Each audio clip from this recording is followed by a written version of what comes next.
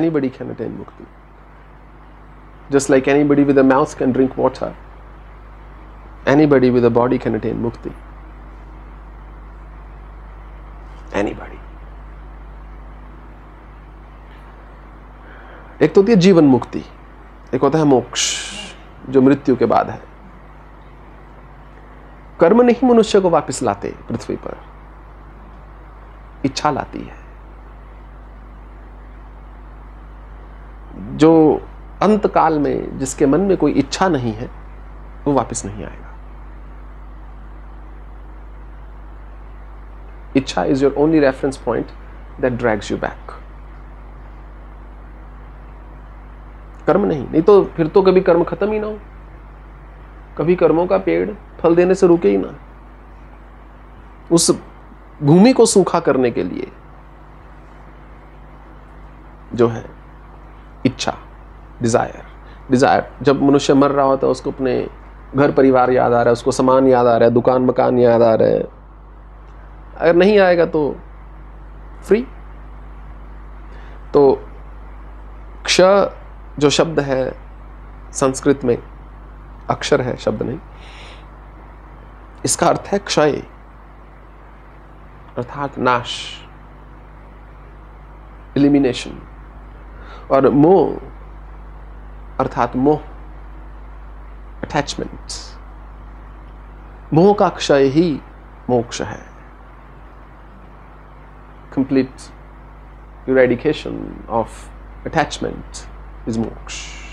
स्थित प्रज्ञस्य का भाषा समाधिस्थस्य केशवा, स्थित धीर किम प्रभाषेत किम आसीत व्रजेत किम। समाधिस्थ पुरुष कैसा होता है कृष्ण, कैसा होता है स्थित प्रज्ञ, कैसे बैठता है, कैसे चलता है, कैसे उठता है, कैसे बोलता है। प्रजाति यदा कामान सर्वान पार्थ मनोगतान आत्मनेवात्मन तिष्ठ स्थित प्रज्ञस्त तुच्यते। अर्जुन, जो मनुष्य अपने लिए नहीं जीता, जो अपने काम्य कर्मों का त्याग कर चुका है, वो समाधिस्थ है।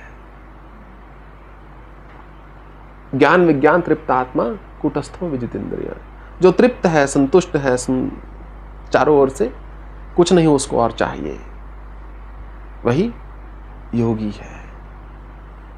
युक्त इत्युच्यते योगी समलोष्टाशम कांचना। मिट्टी में है या स्वर्ण में है, समान रहे, वही श्रेष्ठ योगी है। अब समाधिस्थ के माथे पर तो लिखा नहीं होगा। It's not going to be any tattoo saying समाधिस्थ। I always say when you sit next to real fire, you will melt. घी की क्या सत्ता, कितनी देर ठना रहेगा, कितनी देर घी बोलेगा मैं अपने अस्तित्व को नहीं त्यागूंगा, मैं देखता हूं जो आग है देखेंगे। कितनी देर रुक सकता है? पदार्थ पर निर्भर करता है। Enough time, given enough time, पत्थर भी पिघल जाएगा। तो समाधिस्थ की ये तो यही पहचान होती है, फायर का स्वरूप होता है। और जब आप समाधिस्थ हो जाते हो, आप अग्नि बन जाते हो। कुछ पास नहीं रखती अग्नि, अपने पास कुछ नहीं रखती। इसलिए उसको श्रेष्ठ यज्ञ का वाहन माना गया है कि देवताओं तक आहुति लेकर जाने के लिए अग्नि से श्रेष्ठ, अग्नि से शुद्ध कुछ और नहीं है। स्वाहा और स्वधा, स्वधा से तर्पण, जल से शुद्ध कुछ नहीं है, अग्नि से शुद्ध कुछ नहीं है। तो मुक्ति तो कोई भी पा सकता है। परेशानी तब आती है जब मनुष्य ये सोचता है कि मुझे मुक्ति पानी है। मुक्ति तो मिली हुई है, हमको तो बंधन काटना है, बंधन डाले हुए हैं। मुक्ति तो स्वाभाविक रूप से प्राप्त है। हम वैसे यूज कर लेते हैं उस टर्म को, attainment of realisation and all that. It's not an attainment. Attainment signifies कि आपने कुछ कर लिया। जो ह्यूमन माइंड है वो हर चीज को कैलकुलेट करता है। अच्छा 2000 घंटे, अच्छा मैं 2 दिन में अगर 5 घंटे भी दूं तो 1 साल में 1500 हो गए। 5 तो दे नहीं सकता, मैं 1 दिन में 2 घंटे दूंगा तो मुझे तो 2.5 साल में तो 2000 घंटे होंगे सिर्फ। हर चीज को कैलकुलेट करता है, इतना दूंगा तो कितना मिलेगा। अगर मैं तुम्हें 1 घंटा दे रहा हूं तो मुझे क्या प्राप्त होगा, 100 रुपया दे रहा हूं तो मुझे क्या मिलेगा। जहां पर सारी कैलकुलेशन खत्म होती है वहां पर जो है विपाश्य जिसको बोलते हैं, इंसाइट, ज्ञान शुरू होता है,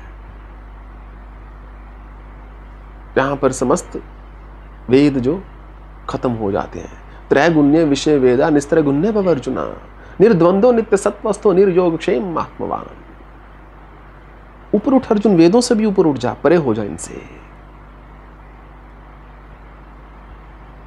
क्योंकि वहीं पर तुझे प्राप्ति होगी जाकर। किताबों से पीछे हटना होगा थोड़ा सा। That's really the essence. I think the core problem is, हम पढ़ते हैं स्कूल में 12 साल, 3-4 साल यूनिवर्सिटी में जाते हैं, 15-16 साल पढ़ते हैं, तब जाके $20-50 हज़ार डॉलर या $1,00,000 जो भी एक नौकरी मिलती है। बस इतनी होती है कि अपने बिल्स पे कर लिए, थोड़ी सी सेविंग होगी इफ़ यू आर लकी, सिर्फ 2 वक्त की रोटी खाने के लिए, एक छत के लिए इतना ज़्यादा मेहनत करते हैं। उसके बाद 10-10 घंटे रोज़ काम करते हैं। तो सेल्फ रियलाइजेशन को इतना सस्ता नहीं ना समझ सकते कि आज शुरू किया और कल जय माता दी, संभव नहीं ना। एक इतनी बेसिक चीज के लिए जो पशु भी करता है उसके लिए पूरा जीवन लगा देते हैं, जीवन के 16-17 साल, और उसके बाद लगातार 8-8, 10-10 घंटे लगाएंगे तो कुछ हाथ में आएगा, नहीं तो किसी ने कुछ नहीं देना, 1 रुपया नहीं देना। परंतु जब अध्यात्म की बात आती है, जब आत्मज्ञान की बात आती है, तो हम चाहते हैं कि 1-2 घंटे का सत्संग हुआ, थोड़ा छैना ढोलकी खड़काया और बस भगवान नीचे उतरे आए, सामने ही खड़े हो जाएंगे। अगर प्रैक्टिकली देखो तो कहां हो जाएगा ना ऐसा। तो दिक्कत कहां आती है कि मनुष्य समय नहीं देना चाहता। वो चाहता है मैंने आज शुरू किया, हो जाए बस, अब इतना भगवान को बुला लिया। मेरे पास बहुत लोग आगे रोते हैं, दर्शन होगा जी, दर्शन होगा। क्या छोड़ सकते हो बताओ दर्शन के लिए मुझे? यम लब्ध्वा च परम लाभम मन्यते न अधिकम तथा। जो मेरी प्राप्ति से बढ़कर कौनते किसी और प्राप्ति को लाभ नहीं जानता, स्वयं की इच्छा को भी उससे बड़ा लाभ नहीं मानता, अपनी आकांक्षा को भी उससे बढ़कर नहीं मानता, उसको मैं प्राप्त होता हूं। और यहां पे हम कह रहे हैं कि मैं कुछ छोड़ू भी ना, सुख भी लेता रहूं, आनंद भी लेता रहूं और प्राप्ति भी हो जाए। उसमें गुरु कुछ नहीं कर सकता। कोई भी जो बोलता है कर सकता है, झूठ बोल रहा है। पथ पर खुद ही चलना होगा। यदि हरे हरे घास के नीचे ओस की बूंदों का रस लेना है तो खुद चलना होगा नंगे पांव उसके ऊपर, नहीं तो कोई रस नहीं है। ऊपर से देखने से क्या रस मिलेगा? बस हरा हरा दिखेगा। वो तो वैसे ही सब सावन के अंधे हरा हरा ही दिखता है सबको। तो एक रास्ते को मनुष्य पकड़ता है, नहीं प्राप्ति होती, 1 साल देखता है, 2 साल देखता है, 5 मिनट काम करता है और अपनी कन्वीनियंस से पिक एंड चूज करता है। एंटायरिटी से नहीं लेगा, कंप्लीटनेस में नहीं लेगा। अगर योग की बात कर रहा है तो बोलेगा यम नियम छोड़ो, कौन करेगा स्वाध्याय, कौन करेगा तब, कौन करेगा ईश्वर प्रणिधान, कौन करेगा ब्रह्मचार्य का पालन, छोड़ो, मैं सीधा आसन भी कौन करेगा, बैठ के मैं ध्यान में बैठ जाता हूँ, कुछ ना कुछ तो पहुंचूंगा। या तो उस सिस्टम को मत अडॉप्ट करो। अगर कर रहे हो तो कंप्लीटली पढ़ो। अगर अल्फाबेट को शुरू कर रहे हो और बोलो कि ये ABCD मुझे नहीं पढ़नी, सीधा PQR से शुरू करूंगा, तो मिस हो जाएगा ना। You will never be able to construct those sentences that require the first few letters of the alphabet. इसीलिए सिंसियर सीकर ही पहुंचता है मुक्ति के मार्ग तक। बुद्ध से किसी ने पूछा कितना समय लगता है, कितना समय लगता है? I was there when we were sitting outside when I told this story earlier. कितना समय लगता है आत्मज्ञान को, अपने आत्म साक्षात्कार को प्राप्ति के लिए? बुद्ध ने बोला तुम सुमेरु पर्वत जैसा एक पहाड़ सोच लो, उसकी कल्पना कर लो और मान लो उसके ऊपर से एक पक्षी उड़ा जा रहा है। पक्षी के पांवों में एक रेशम का रुमाल बंधा हुआ है। वो उड़ता उड़ता जो है थोड़ा सा पहाड़ को सरक लगता हुआ चला गया है। अब देख लो उसको कितनी बार लगाना होगा जिससे वो पहाड़ खत्म हो जाए। इतना समय लगेगा। साधना की 1000 सीढ़ियां हैं और 1% लोग पहली सीढ़ी पर कदम रखते हैं, 99% सिर्फ देखते रहते हैं। कुछ तो सीढ़ी के आगे बैठ के जप करेंगे, सीढ़ी सीढ़ी सीढ़ी सीढ़ी सीढ़ी सीढ़ी सीढ़ी सीढ़ी सीढ़ी, हरे कृष्ण राम हरे कृष्ण हरे कृष्ण, कुछ तो जप करेंगे और देखेंगे। कुछ है सीढ़ी की पूजा करेंगे, सीढ़ी सीढ़ी सीढ़ी सीढ़ी, वहाँ सीढ़ी स्वर्गरोनी, वाह यहीं से ऊपर पहुँचेंगे, है ना। कुछ है सीढ़ी को बैठ के सिर्फ क्रिटिसाइज करेंगे, ये क्या सीढ़ी है, ऐसे बोला प्राप्ति होती है, कहाँ जाएगी ये सीढ़ी, कहीं ना कहीं तो खत्म होती होगी। कुछ है कि बोलेंगे नहीं, इस पर पाँव रखना है, इस पर चलना है। सीढ़ी पर जब पहला कदम रखते हैं तो एक जो जमीन पर खड़े थे वहां से एक कदम उठाना पड़ता है, कुछ त्यागना पड़ेगा तो पहली सीढ़ी पर पहला कदम रखेंगे, पर जब पूरी जमीन छोड़ने को तैयार हो जाएंगे तब दूसरा कदम रख पाएंगे। हम चाहते हैं जमीन पर खड़े रहें और सीढ़ी भी चढ़ जाए, नहीं संभव। तो जो 100 में से एक जो सीढ़ी पर पहला कदम रखता है, ऐसे 10,000 में से एक मनुष्य दूसरी सीढ़ी पर चलता है। अगर मैं सत्य कहूं तो एग्जैजरेशन नहीं होगी, 100 करोड़ में एक मुश्किल से सीढ़ी के तीसरे चौथे कदम तक पहुंचता है और 1000-2000 साल में एक पूरी सीढ़ी पार करता है। कितनी व्याकुलता है ना, कितने आइंस्टाइन दे दिए समाज ने, कितने बुद्ध दे दिए, कितने एडिसन दे दिए, कितने स्टीव जॉब्स दे दिए। युगों युगों में एक आता होता है ऐसा। तो जिन्होंने अपने कर्म को अपनी साधना माना और उसी में पूरी तरह रत हो गए, उन्होंने समाज को कुछ दे दिया। बहुत सारे लोग तो पहली सीढ़ी पर दूसरी पर चढ़ेंगे, देखेंगे करोड़ों करोड़ों लोग नीचे खड़े हैं जो नहीं चढ़ रहे हैं, तो उनको ऊपर से बस हाय बाय करके चल देंगे। That's, how it really works.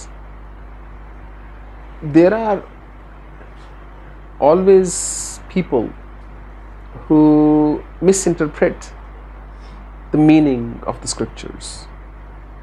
Nowhere it's written in scriptures that the life of a householder is not good. कहीं नहीं लिखा, बल्कि ऐसा कहीं नहीं लिखा कि यंग एज में संन्यास ले लो। तो मोक्ष को ग्लोरीफाई नहीं किया गया है, but it has been deemed as the highest goal possible. Why? Because ये जो संसार है मूलतः जीवन बुरा नहीं है, पर मोस्टली दुखों का ही घर है। You have to keep doing, living as per the other person to keep them happy. It's a fundamental rule. अगर आप अपने मन से चलना शुरू कर देंगे जीवन में तो तनाव शुरू हो जाएगा, चाहे घर के सदस्यों से हो, चाहे आसपास के लोगों से हो। आपको समाज के अनुरूप चलना पड़ता है। तो शास्त्रों ने सोचा कि क्या यही जीवन रह गया कि आए गए आए गए आए गए आए गए आए गए, कुछ तो होगा। जैसे यहाँ भी आप आ रहे हैं, आश्रम जा रहे हैं, आ रहे हैं, जा रहे हैं, आ रहे जा रहे हैं, थोड़ा सुख मिला, कुछ मिला, पर कभी ना कभी सोचोगे कि अब इसके आगे क्या। तो उन्होंने सोचा कि इसके आगे क्या। तो जीवन बुरा नहीं है, परंतु वैदिक जो धर्म था वो बहुत ही दूरदर्शी था। उसमें बोला कि अगर प्रत्येक मनुष्य सिर्फ अपने लिए जिएगा तो सृष्टि में तो दुख ही दुख होगा, कष्ट ही कष्ट होगा, स्ट्रेस ही स्ट्रेस होगा, तनाव ही तनाव होगा।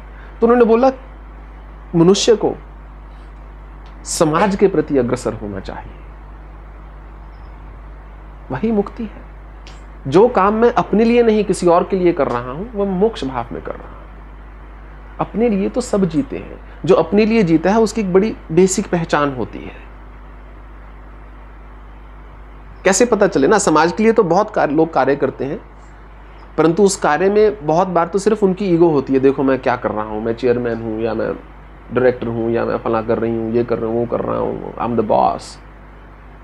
देखो हमारी एनजीओ कितना काम कर रही है। उसमें एक सेंस ऑफ प्राइड और प्राउड होता है।